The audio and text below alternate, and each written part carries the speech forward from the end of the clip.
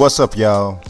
Yes, this is the countdown to NHL 15. It's 10 days left. I decided that I would start doing this little countdown to the biggest releases, and it was actually a suggestion made to me by my son. I think he'd been watching some YouTube videos and saw that they were doing some countdowns on some of the games that he likes, and he was like, you know what, Dad, you should do that. So I said, you know what, it was a good idea. I was trying to figure out how many days should I go, out or whatever. So I think I'm going to actually do 30 days, but of course I decided to do this idea with less than 30 days left before we see NHL 15. So I picked it up here with 10 days left before the release, which is on September the 9th. So I think it's 10 days, something like that. What is today? It's close. You know what I'm trying to say. So I'm flipping through here with the demo or whatever, looking at the different options. So you guys take a look at that. But on today, what I want to talk about is the absence of EASHL. It's a pretty popular mode.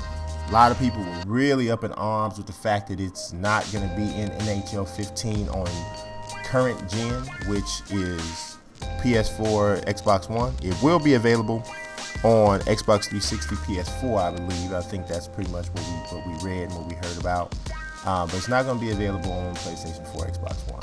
So that's bothering a lot of people. I've even seen some folk on Twitter saying that they're not going to get the game because of that. And I totally understand. For anybody who doesn't know what that is, basically, EASHL stands for EA Sports Hockey League, and it allows you to create like your own pro, join a club, compete against other clubs like all across the whole world. Everybody that's got an NHL is online across the world. You can have like up to 6-on-6 gameplay, I believe it is, and I think this mode debuted in NHL 09, and it's real similar to the clubs on FIFA.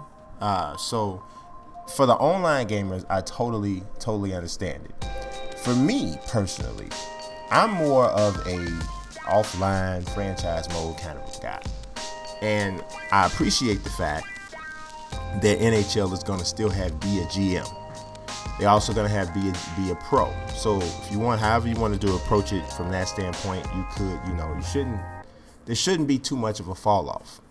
But with EASHL, it's easy to see how a mode like that would be extremely addictive, especially once you get into it and you've invested some time and that sort of thing. What would really suck is if they had allowed, I say this all the time, but I noticed that right about now, MLB The Show is the only franchise that allows you to carry the saves over from year to year. I mean, to me, they really bust the game just completely in the forehead with that particular feature. And they're the only sports franchise right now that has that. So I don't know which EA or 2K game is going to be the next to step up and include that. But at this point, to me, I think it's kind of like a must to do the kind of, So imagine if you were playing EASHL and that feature was already like implemented, and then now they said they weren't going to put it in NHL 15. Now that would really draw the ire of a lot of people, and that would be understandably so, because the whole thing is about really just kind of creating that long-standing experience once you've invested so much time into it. And if you you build up your guy, your team, or whatever, and you want to keep that going. And for me, the whole thing is about creating a separate experience, like a separate sports experience. This kind of like gives you your own personal sports gaming, world that only you exist. Only it's based off of the real players or the real teams, maybe or maybe not. And you get a chance to create like this little alternate reality. And to me, that is like, that's what it's about. And I think EASHL lets you do that, but essentially that's the reason why I love franchise modes the most. And that's the reason why I want that whole sandbox kind of a breakdown. I want to be able to make all of my, if I wanted to completely empty out the player pool and create people from scratch, if they let you do that, I'd love to do it.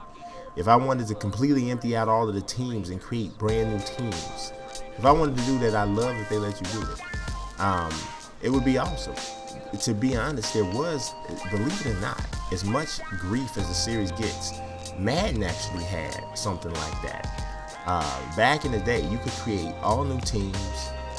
You could alter edit the player names. Now they might still have like Brian Urlacher's face or whatever back in the day, and you could name him Stanley Tealwinkle if you wanted to or whatever. But you could like really create your whole own little world, and I thought that was awesome. Love to see NHL and other series do that. But that's it. But that's the whole kind of a breakdown for the EASHL deal.